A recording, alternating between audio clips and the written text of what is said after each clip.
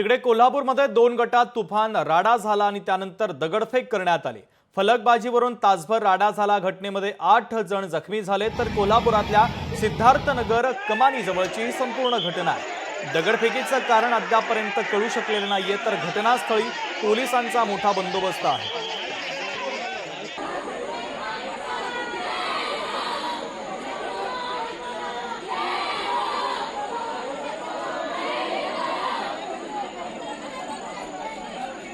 आणि संध्याकाळी जेव्हा 8:30-9 वाजता 500 ते 1000 लोकांचा माप पूर्णपणे आत गल्लीमध्ये घुसून जाळपोळ आणि दगडफेक केली। दगड लागलेत सगळे।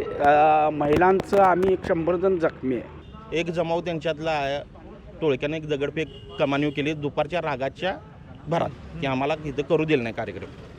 त्या पद्धतीने दगडफेक केल्यानंतर दोन्ही जमाव एकमेकासमोर आल्यानंतर हा सगळा उद्रेक घडला। 10-12 गाड्या फोडल्या गेलेल्या आहेत। कमानीव दगड फोडलेला आहे, दगड टाकण्यात आलेले आहेत। जो झेंडा लावलेला होता जो समाजाचा आपला तो फाडण्यात आलेला आहे। दोन समाजामध्ये गैरसमजीमध्ये तेढ निर्माण झालेली होती। स्थिती हाताळण्यात आलेली आहे। परिसरमध्ये पूर्णपणे शांतता आहे। कालच स्थिती अंडर कंट्रोल होती आणि शांतता होती। आज पण सगळ्यांना आवाहन करतो की अफवाच्या बळी पडू नये। पूर्णपणे शांतता आहे।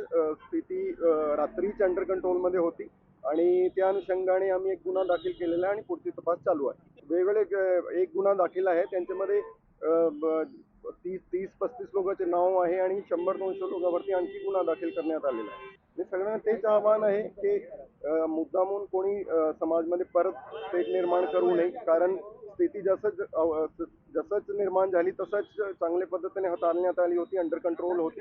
त्यामुळे सगळ्यांना आवाहन करतो की समाजामध्ये तेढ निर्माण करू नये।